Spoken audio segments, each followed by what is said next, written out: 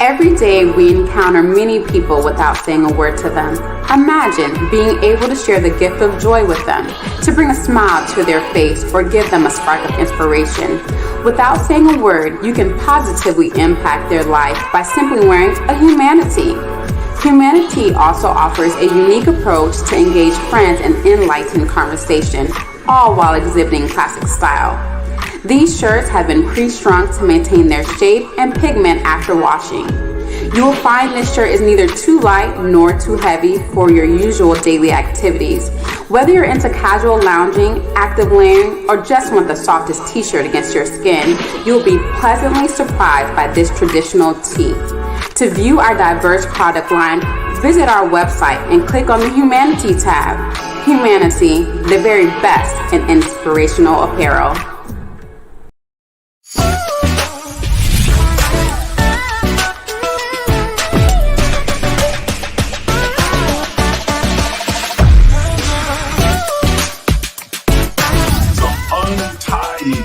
Not cutting, but untying. And so the universe then has no choice. First attribute of the secret place. The secret place is a place of revelation. It makes you free because it awakens you and makes you consciously aware that everything that you thought was holding you is an illusion.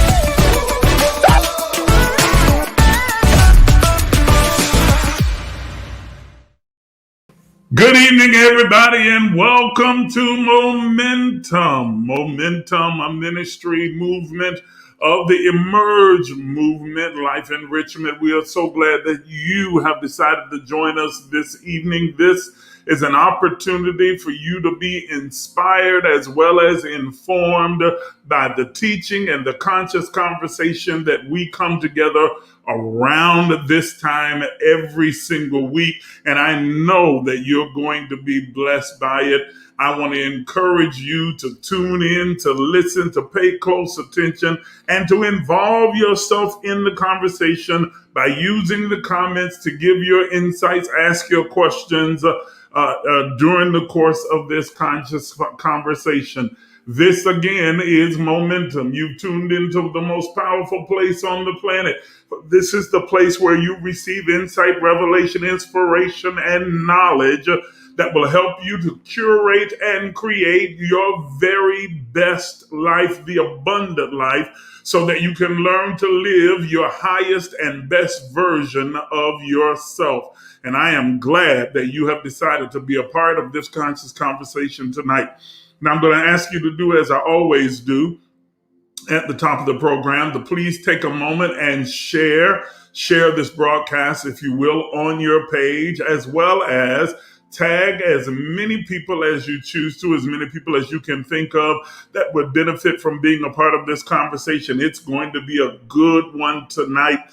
Go ahead and tag them in the comments right now. When you tag them, it alerts them that we are over here having this conversation, and they can come and join in and be a part of the entire event. Go ahead and tag as many people as you possibly can, as many people as you desire, and share it on your page. I need every single person that's on with me right now to share this broadcast. Even those of you who are watching on YouTube, you can share it as well. Hit the share button and copy the link and just send it out through text. You can send it out in a group text to as many people as you desire to do so, and they'll immediately, if they have an iPhone, they can actually view it right there in the chat, or they can go to the actual YouTube page and watch it there. But I need for you to share the broadcast. Let's work together to build this platform and draw in as many listeners, viewers, and participants as we possibly can. Do that for me right now. I also need for you to make sure that you are tuned in consistently every Sunday and Thursday to these conscious conversations, as well as the other various times that we may come on during the course of the week, but definitely on Sunday evenings and on Thursday evenings.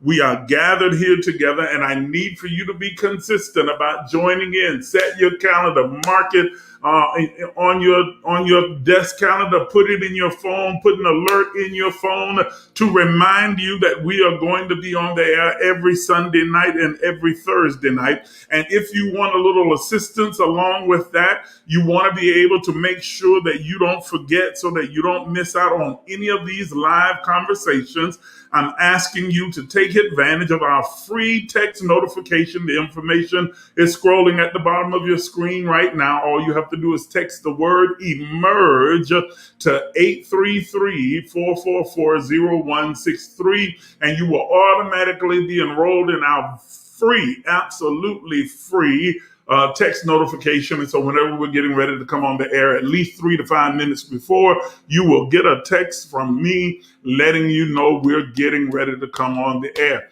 And that way you can join us here. Go ahead and do that right now while you have your phone in your hand or while you're sitting in front of your computer. Go ahead and do that right now. Text emerge to 833-444-0163 so you can take advantage of this great service. I want to invite you again to go over and pay a visit to our website, if you will, at www.aimministriesinternational.org. The website address is on your screen as well as written in the description above. Go over there and you'll find a lot of insight and information about the Emerge movement, what we're all about, what our vision and mission statement is. I encourage you to go over and take a look at it so you can learn more about the Emerge movement. So when people ask you what is Emerge, you'll be able to tell them and speak intelligently about all that we're involved in. And there you'll also see that there's an opportunity for you to become a partner with the Emerge movement. That's also written in the description above. If you should happen to decide that after listening to the conversation, participating here tonight, or reading on the information on the website, you'd like to become a partner with Emerge, all you have to simply do is to shoot me an email to the email address that's on your screen right now. And when you email me, simply include 3 words: I want in. That's all it takes. I want in. And when I receive your email, I will send you out an information packet that gives you a detailed description of what it means to be a partner with the Emerge movement. All you have to do is sign the partnership agreement and send it back to me. And right at that moment you're in, you become a part of a global family that is growing and evolving and becoming that is going to impact this world positively with a clear, conscious, spiritual message that will cause people to grow and to evolve and to step into their divine purpose and reach their divine destiny. I encourage you to be a part of this movement. I know there are many of you that tune in with me on a regular basis and others that tune in every now and then, and you've become a little bit disquieted, discomforted, and felt a little bit disengaged from the brick and mortar churches that are in your area. Maybe you're not getting the kind of in-depth teaching and understanding and insight and inspiration that you need that will help you to continue your growth and help you to be able to progress in your spiritual journey toward fullness and wholeness. That I want to invite you. You are the people that we are targeting who said, I've had enough of organized religion. I don't really want to be, a part of this particular ideology or that one. I'm just looking for a place to get good, solid information that I can study and research on my own and help me to find the answers that I'm looking for. Well, that's what Emerge is all about. That's what we are designed for. You are in the right place at the right time, and this is your opportunity to make a connection with this movement that will feed you with the insight and try and answer all of the questions that you might have. This is not a religious organization. It is a spiritual movement. Let me say that again. It's not a religious organization. It is a spiritual movement. It's a place, a safe place where you can gather, and all of us may have differing points of view and perceptions about this thing or the other, but we all unify the one fact, and that is that we are all a divine expression and reflection of a divine source that is God, the one true source, the ultimate mind, the infinite power, the omnipresent, omniscient, omniactive God that creates all things and from which all things consist. If we all can agree around that and how you connect and how you develop and emerge in your relationship as it relates to God is for you to determine what best works for you and what serves you. I'm not here to manipulate you, control you, or tell you that you can and cannot or this, that, or the other. This is not about rules and regulations. It's about building and developing a healthy relationship with God that lives within you, expressing itself through you and as you. And so I want to encourage you to become a part of this Emerge movement. I don't discourage people from asking questions, any questions you might have on any subject. I am more than willing to engage and answer any questions you have.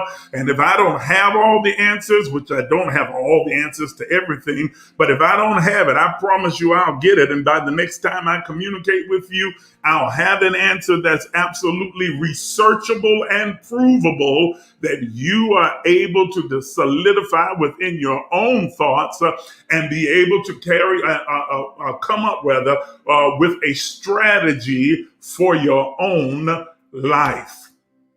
This is about you and your relationship with the divine, with the source of all life, the progenitor of all things, the creator of the universe, with the divine energy, the divine mind, however you decide to refer to God. It doesn't matter to me whether you are Christian or Buddhist or Hindu, whether you are a Taoist or atheist or agnostic. that this is a place where you can get healthy, practical principles that will help you to be able to grow and to develop the things and skills that are necessary for you to be able to live a victorious and abundant life. It doesn't matter whether you are male or female, whether you are a lesbian, gay, transgender, or queer, or any of the others. It doesn't matter whether you are black or white or Asian, whatever your status, whatever your creed, whatever your history, your experience, or your background. This is a place where you can feel liberated and free, and you can receive the answers that you have been searching for. And no, I'm not some guru, and I'm not your savior, not your God, not some any other thing. I'm just one who has been gifted with the ability to help point you back toward the God that is within you, because in truth, you are everything that you've been looking for. You have the answers already inside of you. I'm just going to teach you the principles on how to unlock those answers and to live your best life. That's what it's all about. That's what it's all about. So if you'd like to partner with us, use the email address that's on your screen. All right, I'm going to move on. Let's get into the conversation tonight. I'm going to take a quick glance over here at the comments and see how everybody's doing. Yes, I see you. I see you. I see you. Oh, it's good to see all of you so much. As some of you I hadn't seen in a minute. It's so good to see you. Yes. Okay, wonderful people. I'm so glad that you are here. So tonight, this topic has just been resonating within me, and just like I feel like I'm about to burst, because it is such an important and powerful topic that I believe will help you in your principled walk, growth, and development in your spirituality.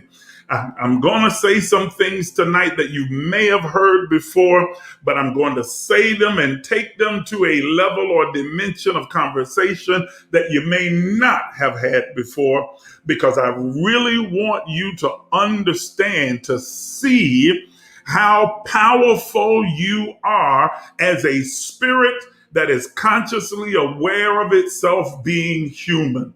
I want you to recognize how powerful you are as God manifested in flesh, as the divine experiencing and expressing itself as a human.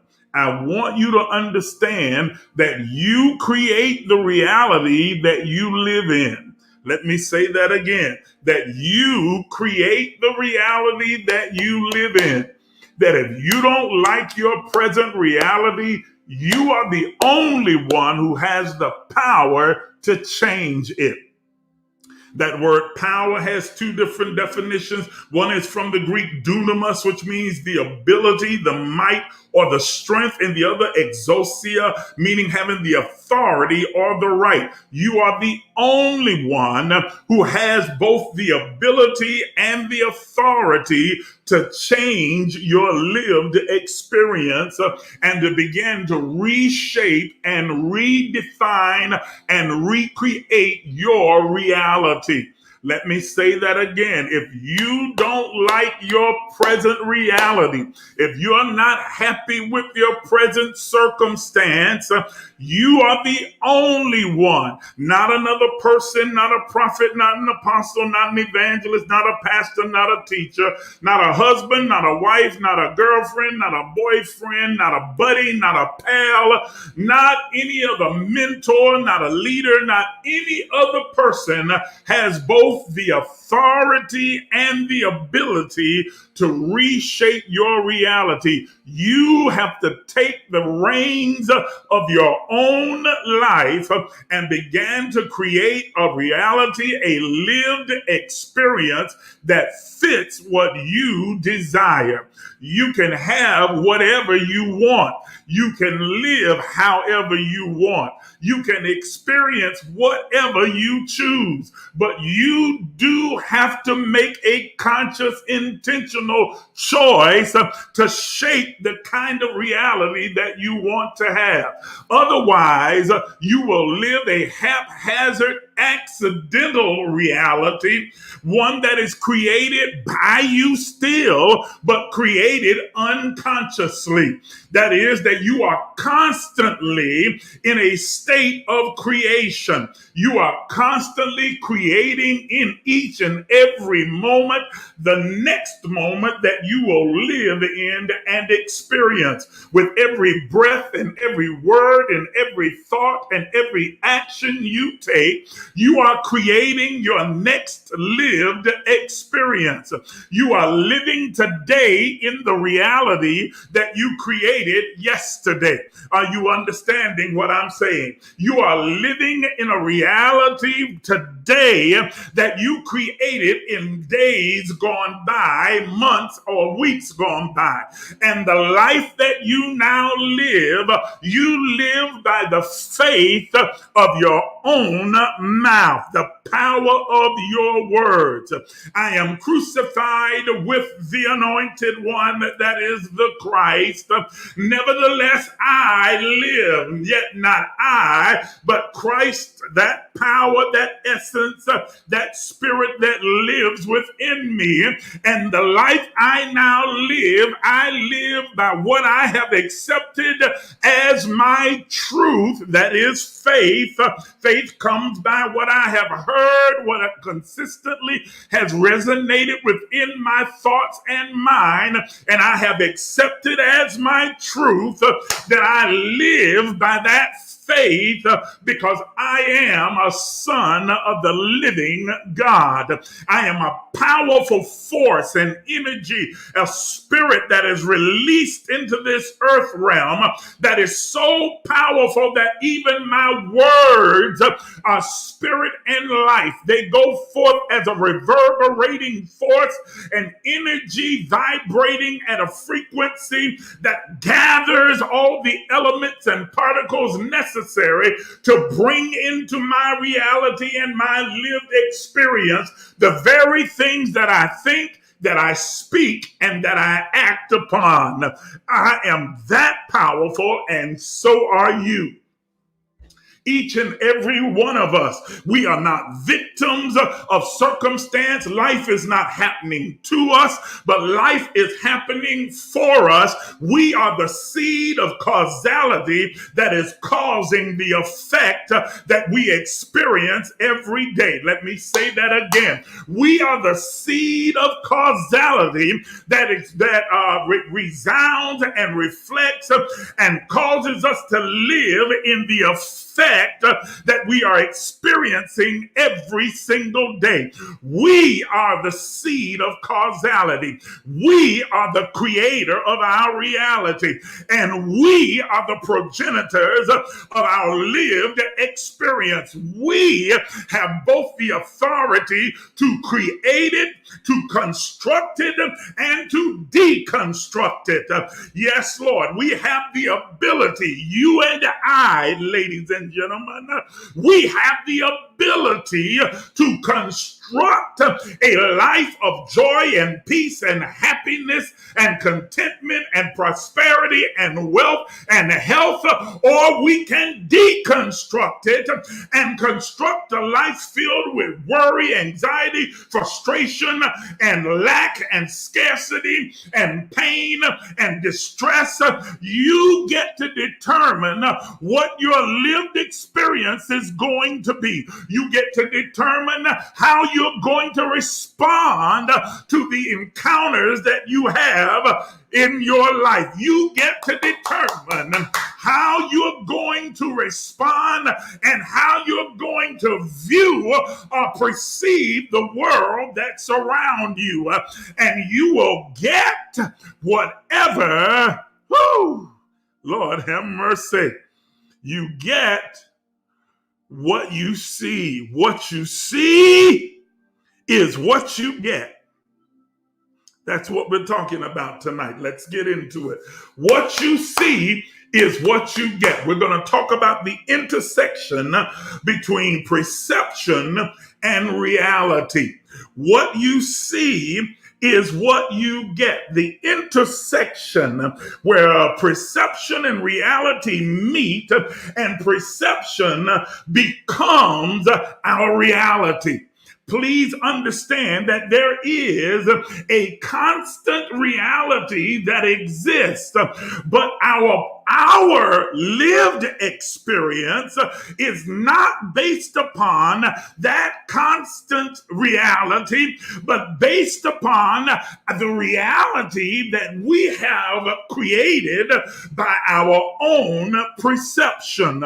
Ladies and gentlemen, perception is what creates our present reality or our lived experience. You get to determine how you're going to matriculate through this an iteration of your being by how you view, how you vision, yes, how you perceive the world around you. Let's begin with the text that speaks from the Bible. It's a text from the Bible, but it is not just a biblical principle. It is a universal principle. That principle is found in Proverbs 29 and verse 8. It is a proverb. It is a proverb, okay? That's a powerful thing.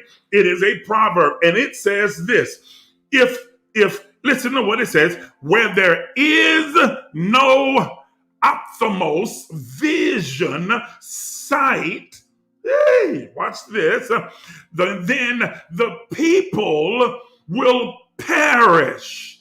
But he that keepeth the law, that is, walks in agreement and alignment, not with the 10 Commandments, not with the Mosaic law, Levitical law, but with the laws that govern the universe, that is the kingdom of God, those spiritual universal laws.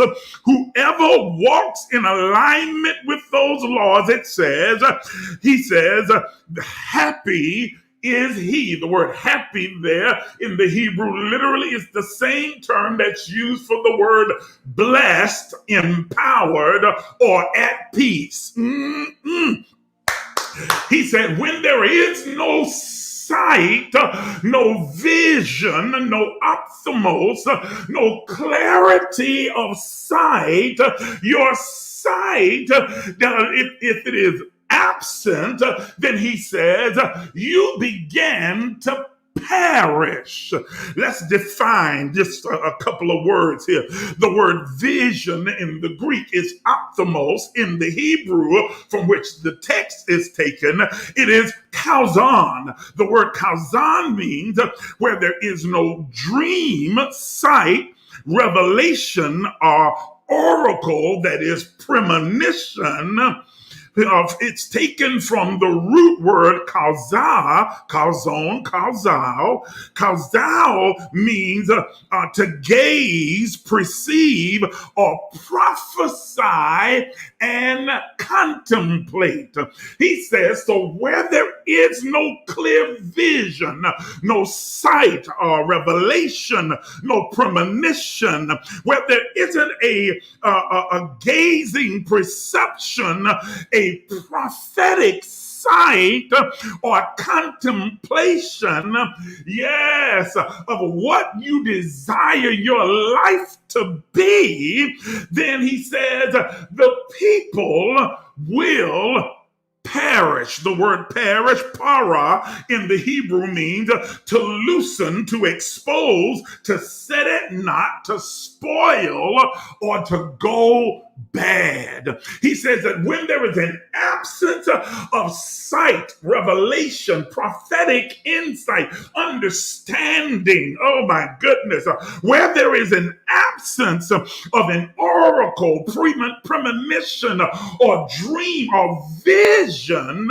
when my vision is absent, or my vision is obscured, or my vision is polluted, or my vision vision is intoxicated, then it has a direct corresponding effect on me as a person. It causes me to spoil, to decay, to expose, yes, to begin to deflate. And I began now, Lord have mercy, because energy matches energy, because that vision is emitting an energetic vibrational frequency, then the universe around me, nature around me, or the kingdom of God has no choice but to match the energy that I'm releasing, the anointing, if that's better for you,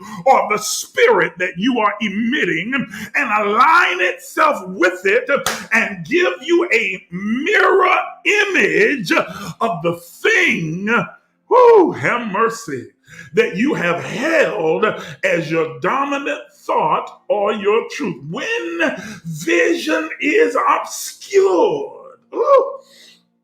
when vision is absent, when vision is intoxicated or polluted, when vision is obstructed, then it leads to an obstructed experience, an intoxicated experience. It leads to, are you hearing what I'm saying to you?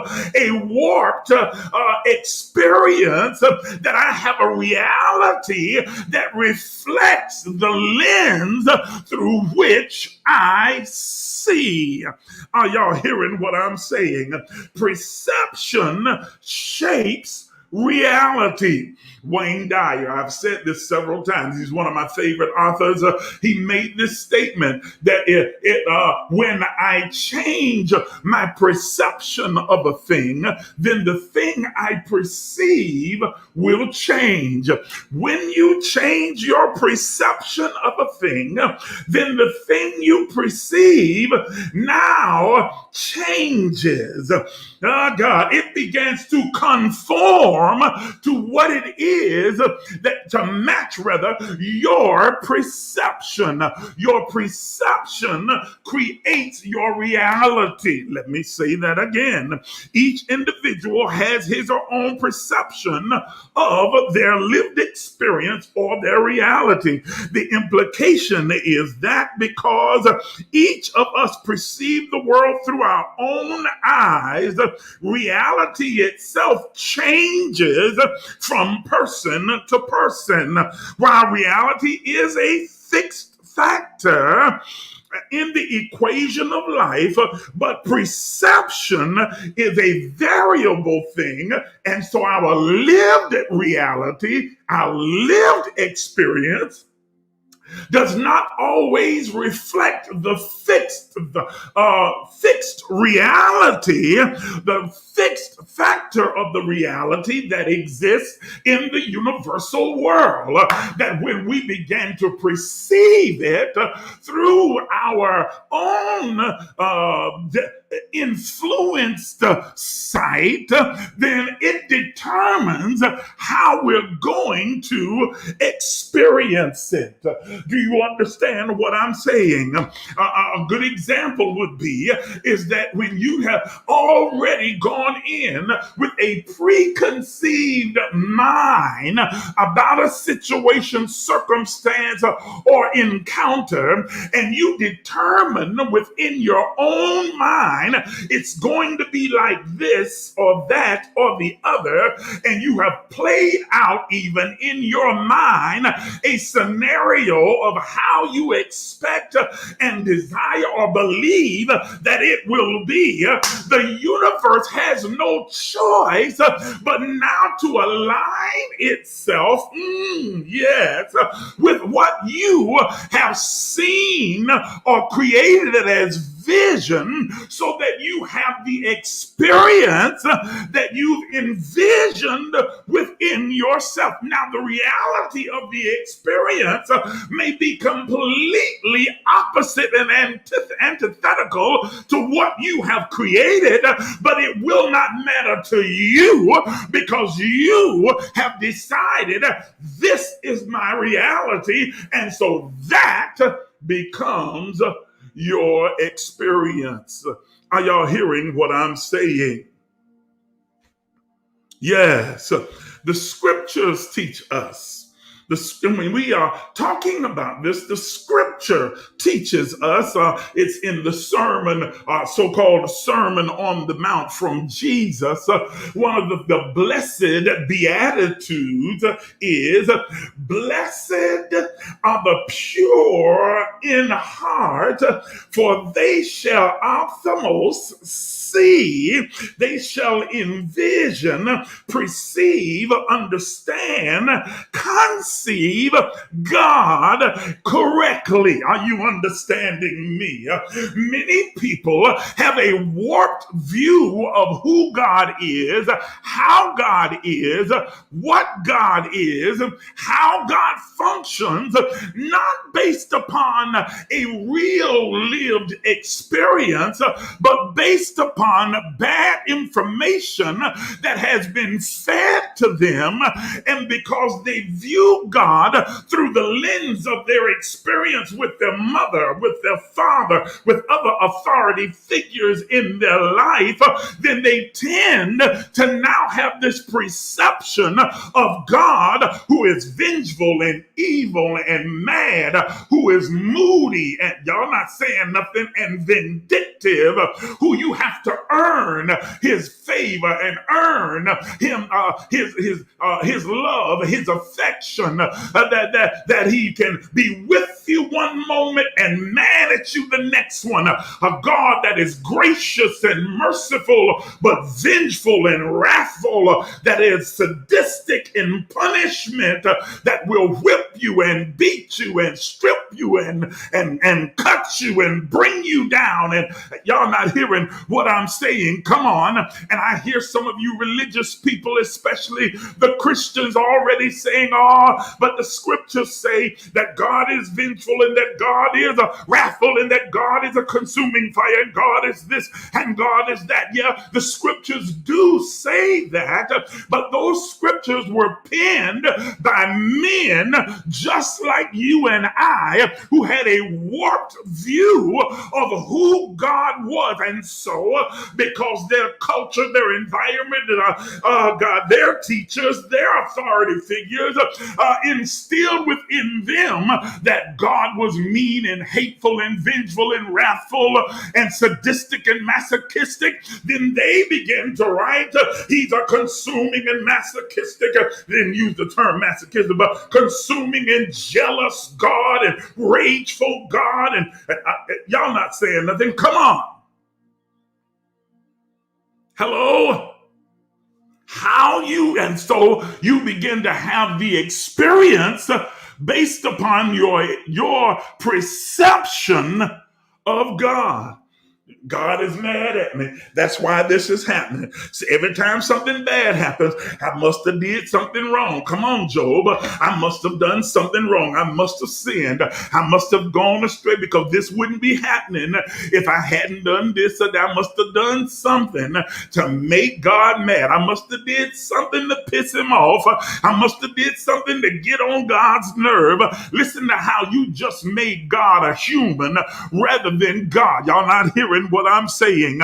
God created man in his own image, and then men turn around and return the favor and created God in man's image.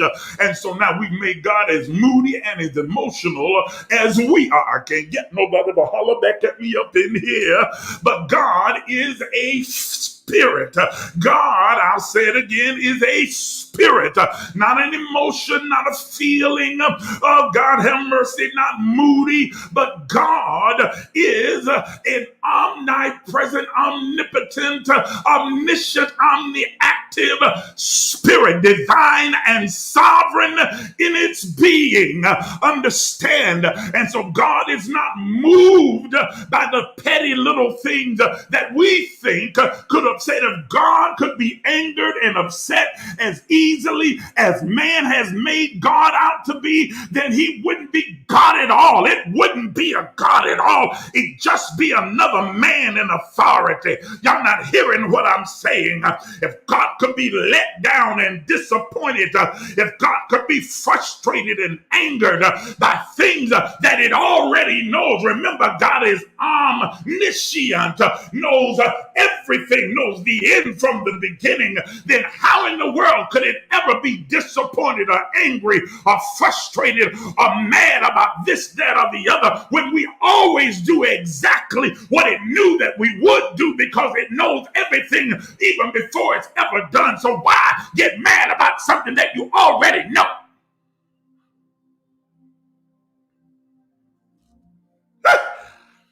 Oh, I'm getting off. Let me get back.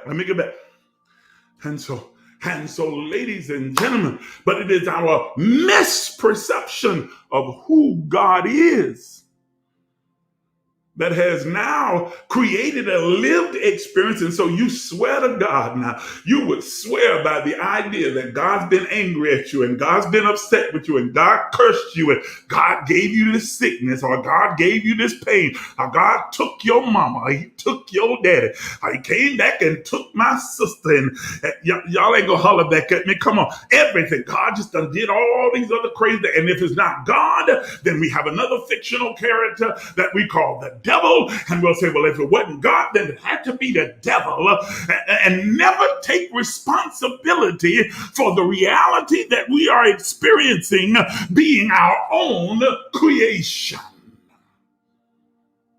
Yeesh, my goodness.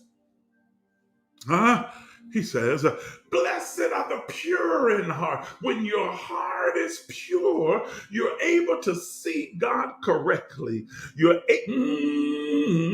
When all of the pollutants and the intoxicants and the lies and fabrications and the mythological stories are pushed out of my heart, when all of the bitterness and rage and projection and humanality is moved out of my heart, and I'm able to view from a pure motive, a pure heart, it causes my eyes to open, the scales to be removed, and I begin to see God differently, because I recognize that the God that I'm looking at, the God that I am perceiving, I am the direct image and likeness and the reflection of that God. Are y'all hearing what I'm saying? Let me go further. He says, for blessed are you, blessed are the pure in heart, for they shall see or perceive God correctly. The Message Bible writes it like this: you're blessed when you get your inside world, that is your mind and your heart, put right. Then you see God in the outside world as a reflection of your right inside world. Universal law says your outer world of form and experience is a reflection of your inner world of thought and feeling. Let me say that again. Your outer world of form and experience is a corresponding direct reflection of your inner world of thought and feeling. You are creating the reality that you are living in. Your world of experience and form and what you are able to tangibly encounter is a direct reflection of what's going on in here. That's what the scriptures teach. That's a universal principle. It's a universal law. Your outer world of form can only reflect your inner world of thought and feeling.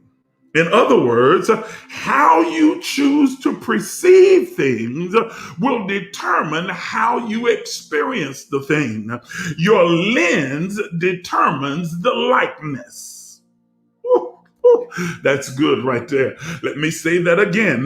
That how you choose to perceive things will determine how you experience them.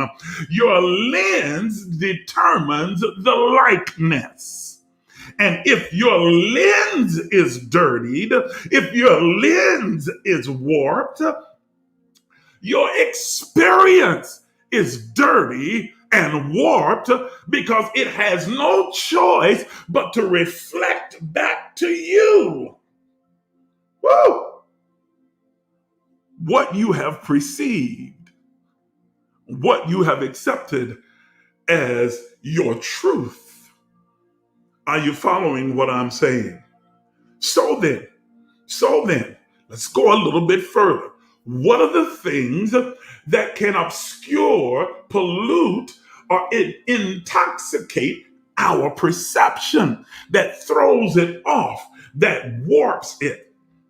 Now, there's a long litany of things. This what I'm giving you tonight is by no means comprehensive, but I am going to give you three major umbrellas under which you are able to group a whole litany of things that you could come up with on your own. But I want to give you three main categories of the things that can obscure your view and cause you to misperceive and therefore have a negative experience of your own creation. Ooh, are y'all ready? Are y'all ready? I see a bunch of comments. Let me run over here real quick and take a look. Make sure I'm not missing any questions. Make sure I'm not missing anything. Oh my.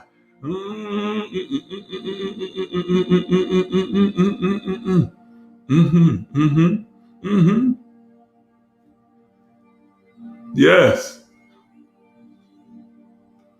I like that. Your perception are the glasses on which are on the way, so I can focus and see. My prescription glasses are on the way, so I can focus and see clearly. I like that. That's good. That's good. That's good. All right. So let's go further. What are those three categories? What are those three things?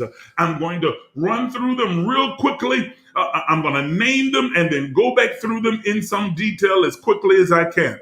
Number one is projection. Number two is bitter roots. And then number three is interior motives.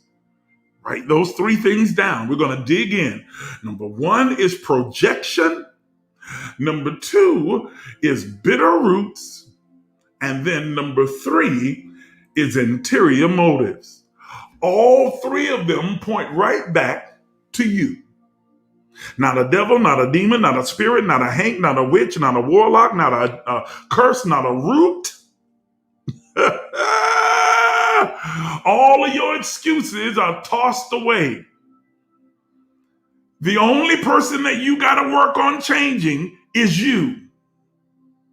Oh, you got to fix you and how you think so that can change how you perceive. It's all on you. And it's not God, it's not an angel, it's not the Holy Spirit. Y'all not hearing what I'm saying. It's not a cherubim, a seraphim, or any archangel. It's not anything else like that. The power, that is the authority and the ability to reshape your perception and make it clear is in you. The onus, the responsibility is in you. There is no spirit or demon that can and God won't force you. Let me say it again. There is no spirit or demon or devil that can and God won't force you. You have to choose. Yes, my goodness. As the progenitor of your own lived experience, you have to choose that I'm going to do some corrective work on my perception so my vision is clear. Let's dig in. Let's dig in. The first one is projection. Projection. There's a text in Titus that I wrote down because I like the way that it speaks about this, both in the King James Version as well as in the Message Bible version. I'm going to read it to you from both versions. Here's what it says.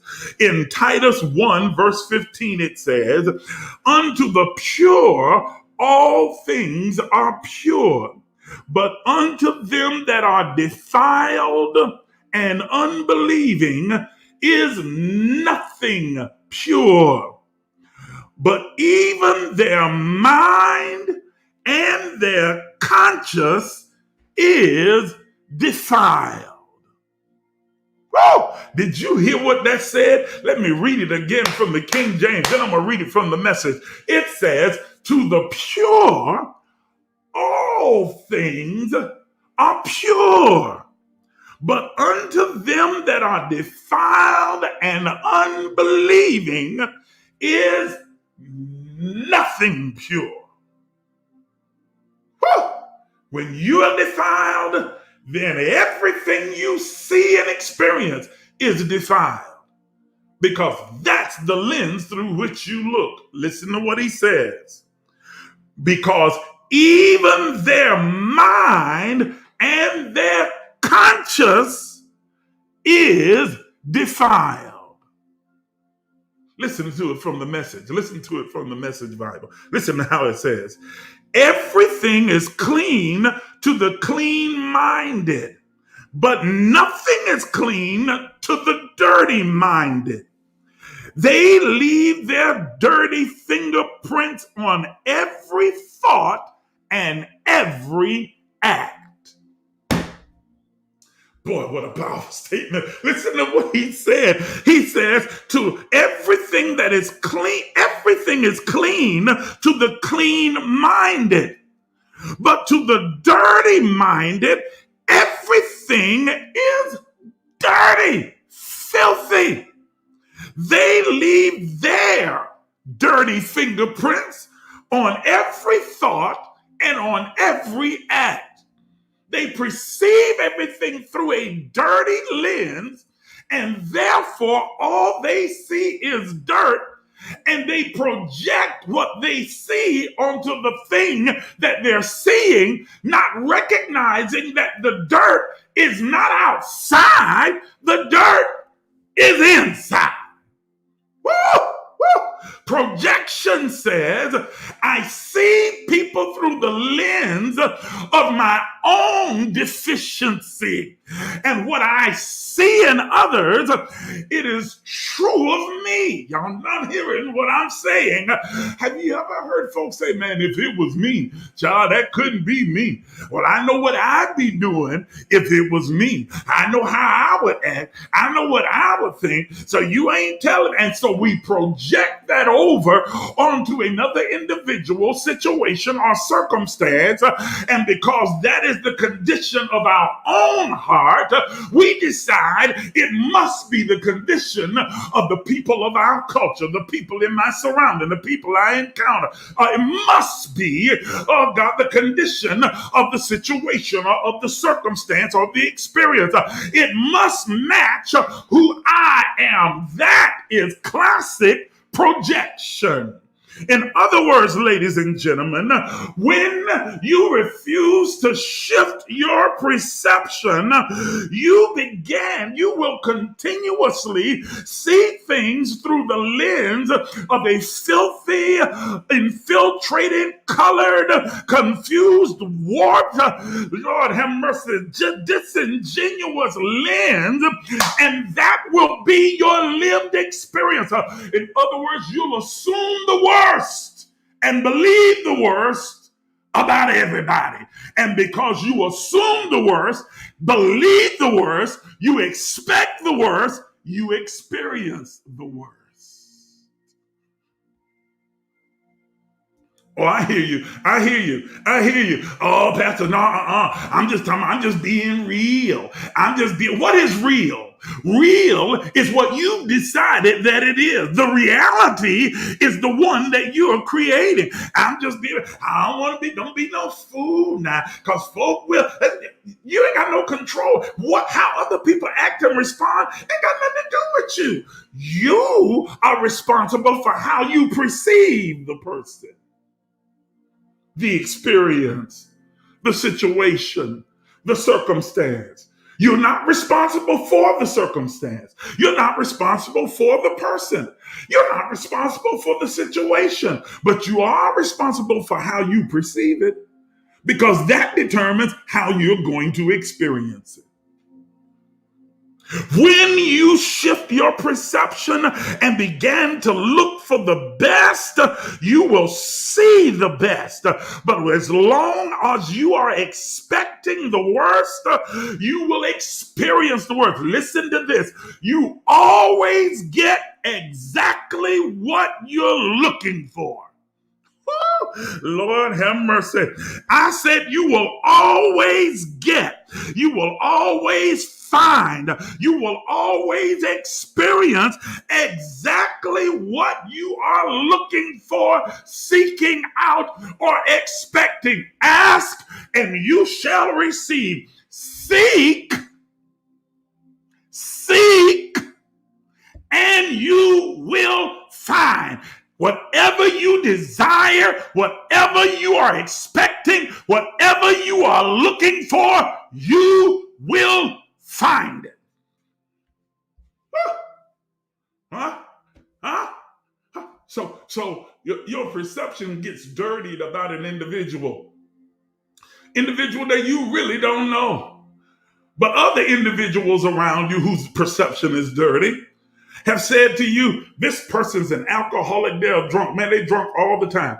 They drunk in the morning, they drunk in the evening, they drank in the late midnight hour. Every time you see them, they got it turned up in a bottle, turned up to their mouth. They just are sloppy, nasty drunk, an alcoholic drunk, an out of control drunk.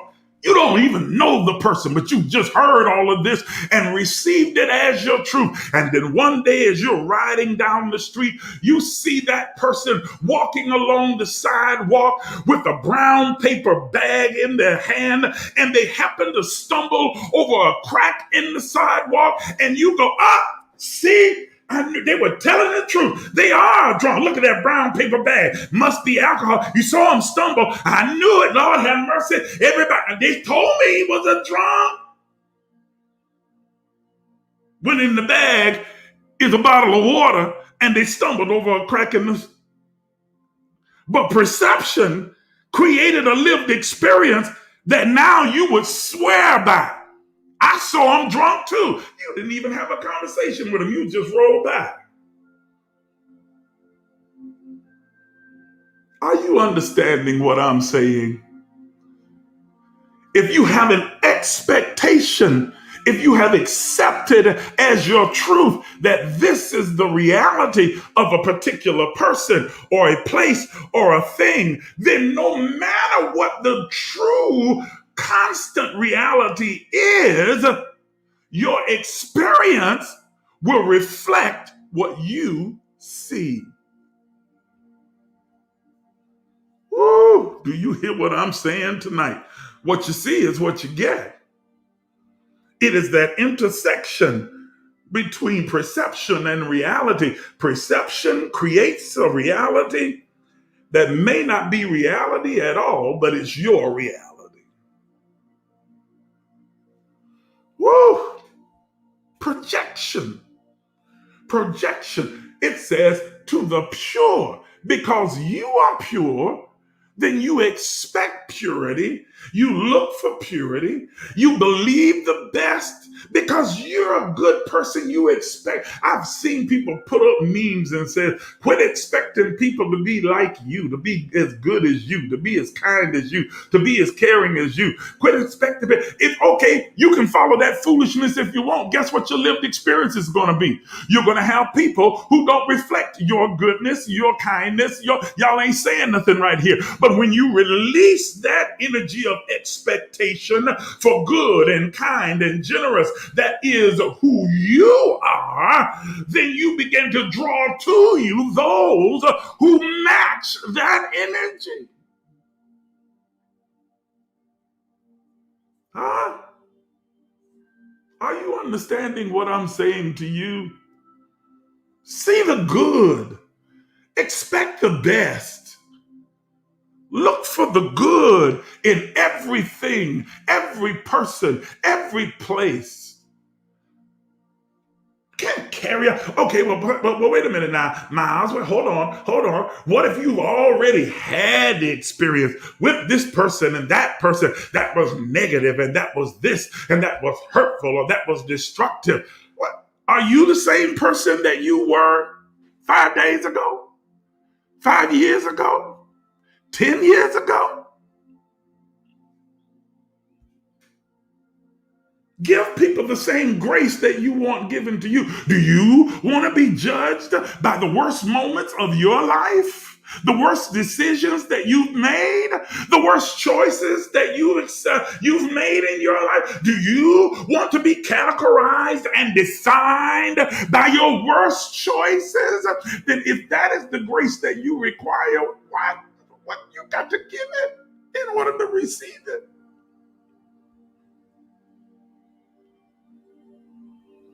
Woo! Because if not, if you develop that negative mindset about a person, place, or thing, then even when the person, place, or thing has shifted or changed, it won't change your experience because you will always find what you are seeking for.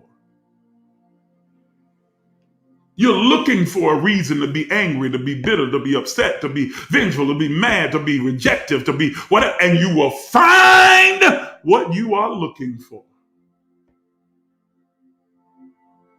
I'm not absolving the person, place, or the thing. I'm talking about your experience. You're not responsible for theirs. You're responsible for your lived experience. If you're not looking for it, you won't find it. You don't seek, you don't find. But you seek, then you find. And if you seek the best and seek the good and seek the highest and seek, y'all not saying nothing, come on, you will find what you seek.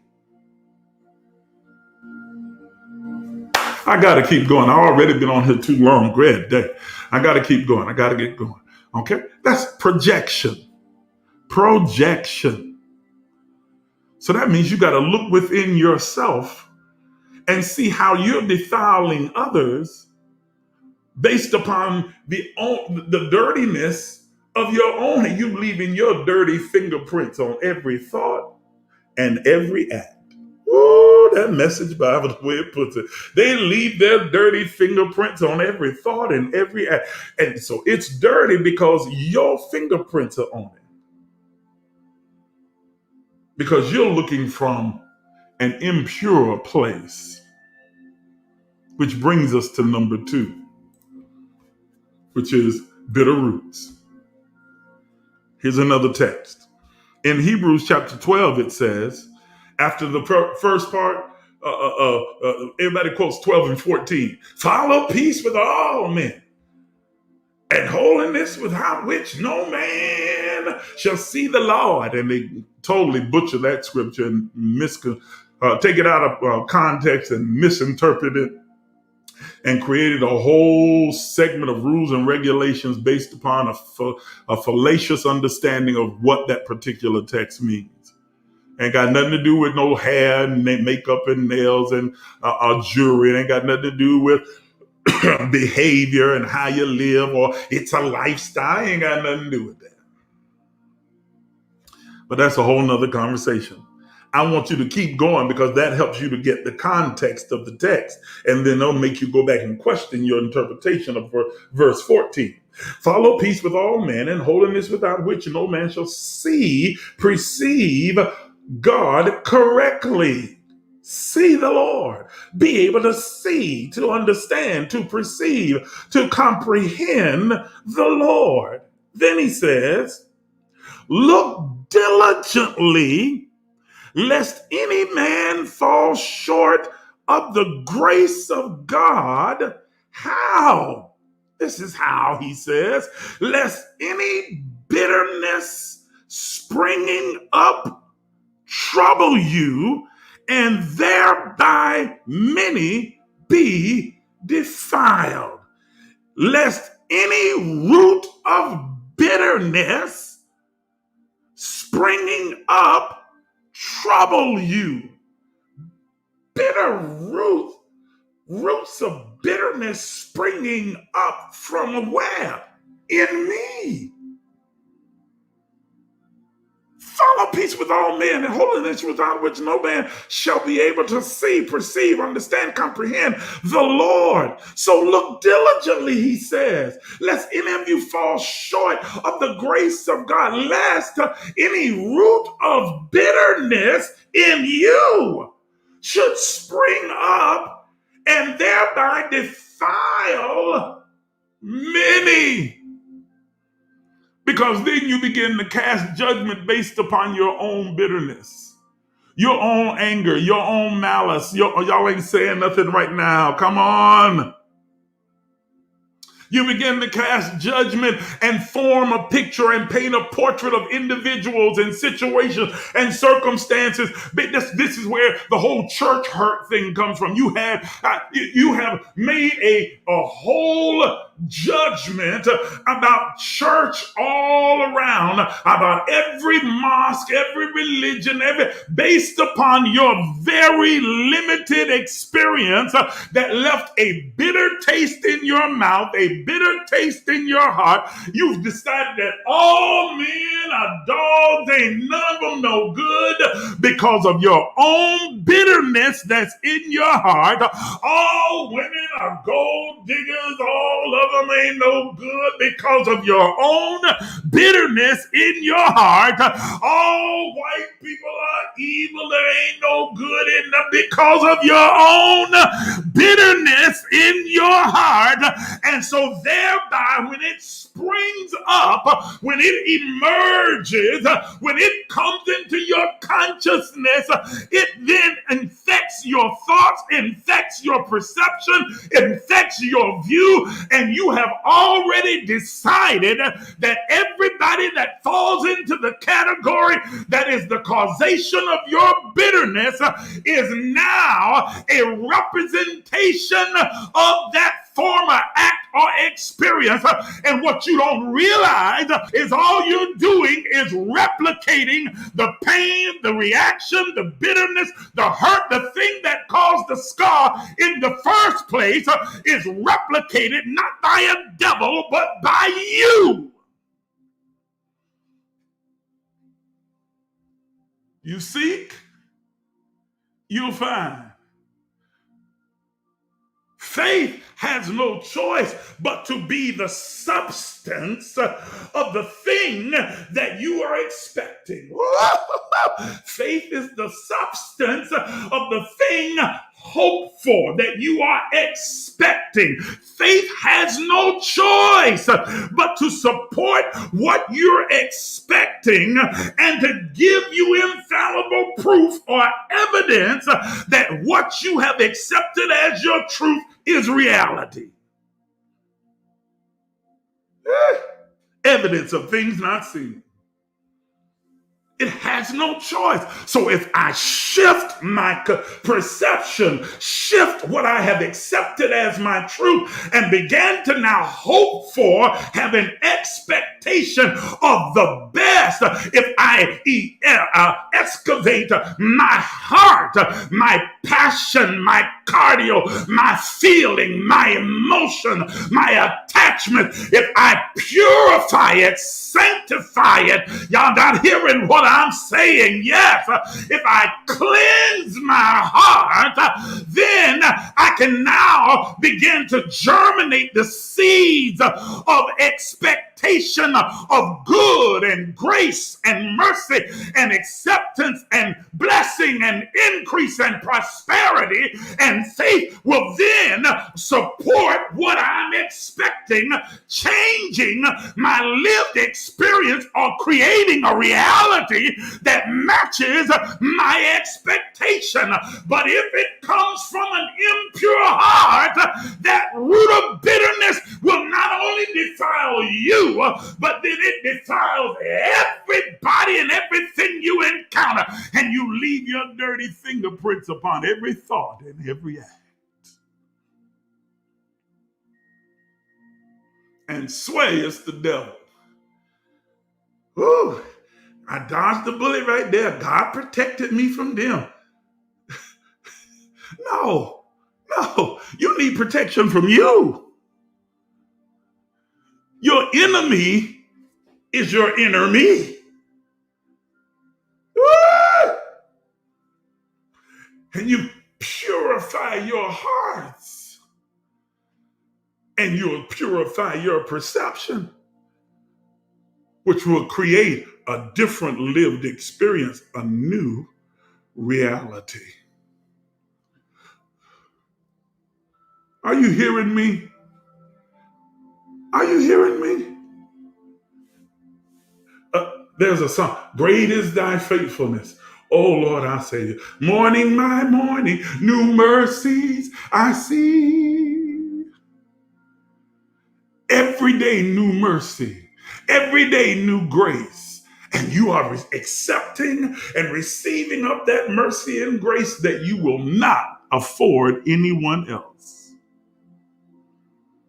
Rather, you cling to the bitterness, the resentment, the malice, the anger. And then you have the nerve to turn around and label it wisdom.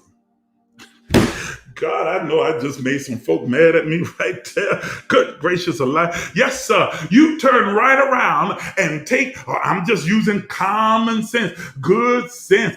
You take your malice and your anger and your bitterness and call it wisdom and common sense. I ain't being no fool. Aren't you?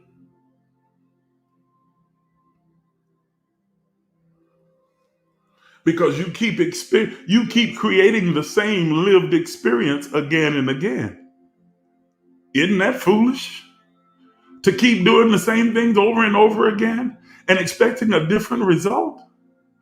Isn't that foolish? And if you keep having the same experience over and over again with this person, that person, next person, maybe the problem's not all of them. You are the common denominator. Fix you. You fix your lived experience. Change your perception. Look through a clean lens. When my glasses get spotty and dirty, everything has spots and dirt on it. Sometimes they get really spotty and dirty. And so when I put them on, it's like, why am I seeing spots? And oh, I need to clean this. Oh, this is not. But the problem is not out there. I'm over there trying to clean the thing off. And all these spots on here. The problem, the spots were never on them. The spot was on the lens that I was looking through. And as soon as I take something and clean my lens, I can see clearly now. The rain is gone. Johnny Nash, are you hearing what I'm saying? Now I just smudged them up. So I'm seeing everything smudged because I just tried to clean them with this damp cloth that I've been sweating on. And I probably just made it worse. Yeah, it'll do. Okay. Let me get to number 3. Projection, bitter root, and then interior motives. Here's the third umbrella. Another text, James chapter 4, verses 2 and 3. Listen to this. It says, You lust or desire. It's not speaking of lust in the negative sense. The word has more than just one meaning. You lust or desire and have not. You kill and desire to have and cannot obtain. Listen, you fight and war and yet you have not, because you ask not. You fight and war and you have not, because you ask not. Ask, seek, knock. Ask shall be given, seek, you'll find, knock, door be open. But then he adds a caveat. The text doesn't stop there. He says, here's the principle. You don't have because you didn't ask. Then he says, but then you ask and receive not because you ask amiss.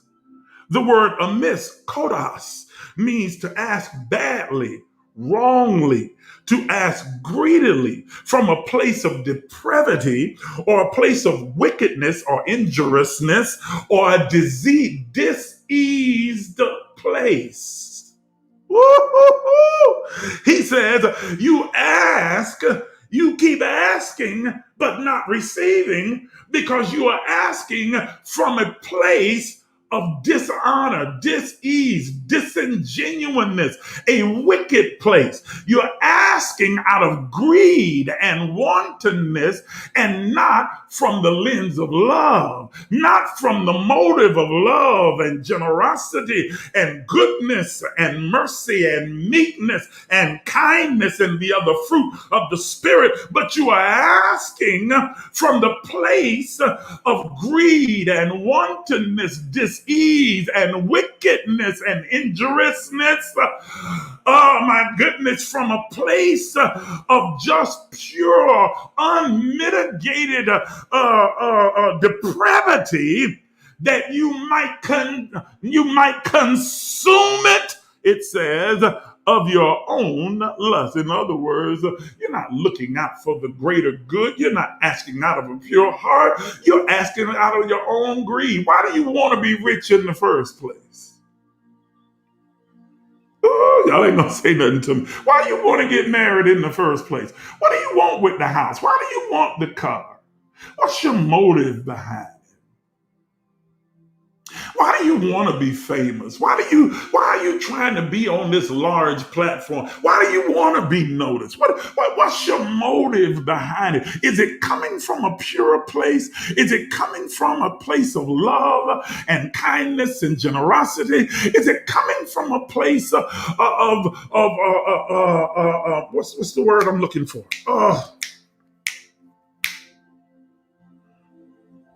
I can't think of the word. Oh, it's right on the tip of my tongue. I hate when I get those kind of words like that. Right on the tip. Oh my goodness. Philanthropy. There was the word I was looking for. Is it coming from a philanthropic place? Or is it just because I want it because I want it? And I just believe God want me to have this and God want me to have that. Like God care anything about a house, a car, a Mercedes, or money, or anything. All of those things they're nothing. They're just resources. Resources. That means they have a reason. The resource has to have a reason. Y'all not hearing what I'm saying. There is a purpose for it, and it's not about your own greed. It's not about your own greed or wantonness. It is about you are in a position of love and care and kindness and gentleness. It is about being the conduit through which the good can flow, the increase can flow, prosperity can flow. When you understand your position as a conduit, then it purifies your motive for the things that you're seeking after, and they come, but you ask, he says, and receive not, because your motive in asking is wrong. Woo! It's amiss, it's diseased, It's depraved. It's greedy. It's wanton. It is disconnected from love. Everything has to come from the place of love. Love is the ultimate substratum of all things. God is love. Love is God. And every action and motive must proceed from love if it is to be pure. Huh? Are you hearing me? Not that you ask and receive not because you asking for the wrong thing. You asking for things that you don't need. You don't have no need in the first place. There's no such thing as need or want or lack or scarcity. You don't have any need. Okay? You ask and you receive not because you ask with the wrong motive. Your reason for asking, your motive for asking, your intention for asking is steeped in greed or anger or maliciousness or bitterness or wantonness or disingenuousness. It's depraved.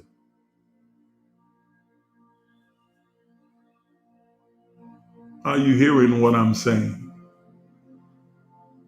So how you see, how you perceive is also based on your interior motives. When your motives are pure, your intentions are pure, your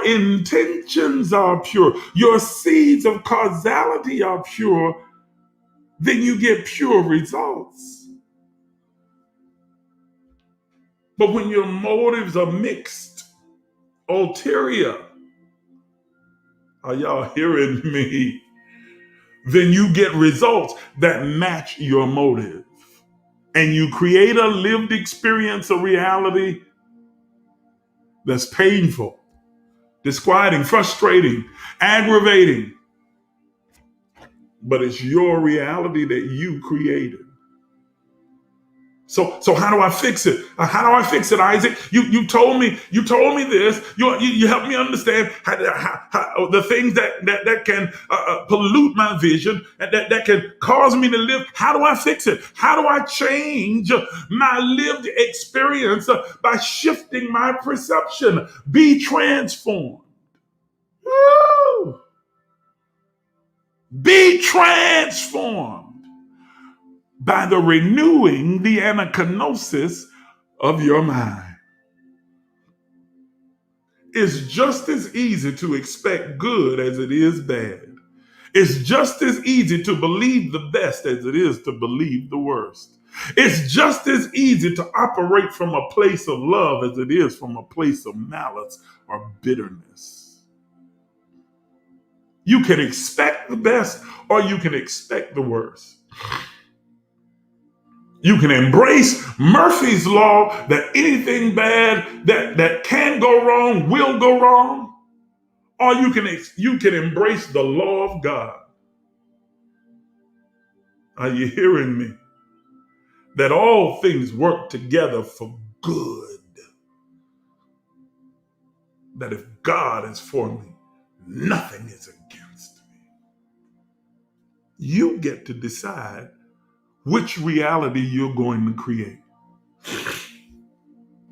And from here on out, you got to stop now, right where you are, blaming everything external for your lived experience.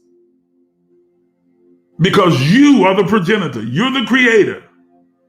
And if you don't like it, be transformed by the renewing of your mind and create a reality that you can embrace and that you want to live in. Woo, went way over time. God bless you tonight. Thank you for tuning in. Listen, I want to give you the privilege to be able to sow into this ministry, sow into my life as the person who has been the teacher, It's only right, and it's an honor and a privilege for you to be able to sow and to give. And I want to give you that opportunity, that honor, that privilege to be able to sow. And so if you're here on tonight and you're saying, man, I was really empowered and inspired and really motivated by what I heard tonight, then it's good for you to sow. I want to give you this opportunity to do so. You can use any of those means that you see on the screen right now. You can use Cashapp, Zelle, or PayPal.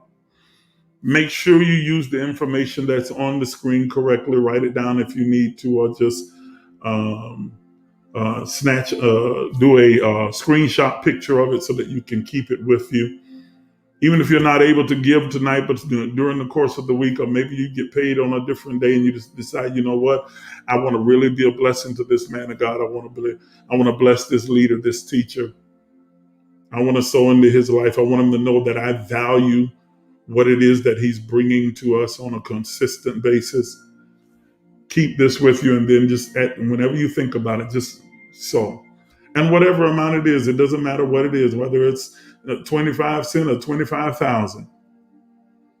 Whatever it is that you feel the value of what you've received is, and you want to give a gift that reflects that how you value it, do it.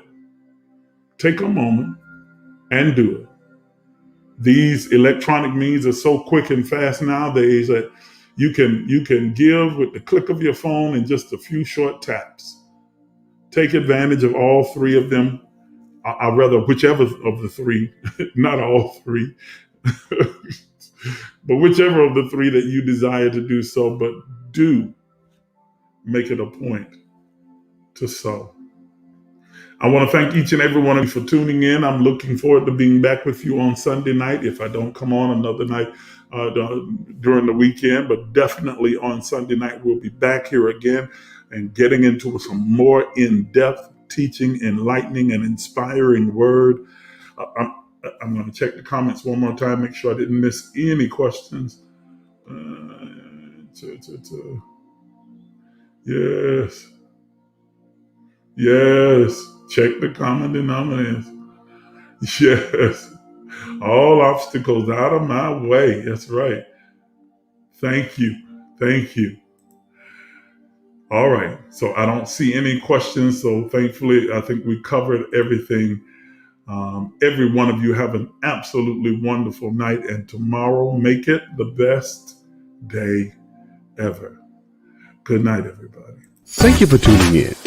And be sure to catch us every Sunday at 7 p.m. for empowerment. That we are a unique expression. Every Thursday at 7 p.m. for momentum. The creation of God and the God who created him. Once again, be sure to follow us on all social media platforms. And we'll see you next time.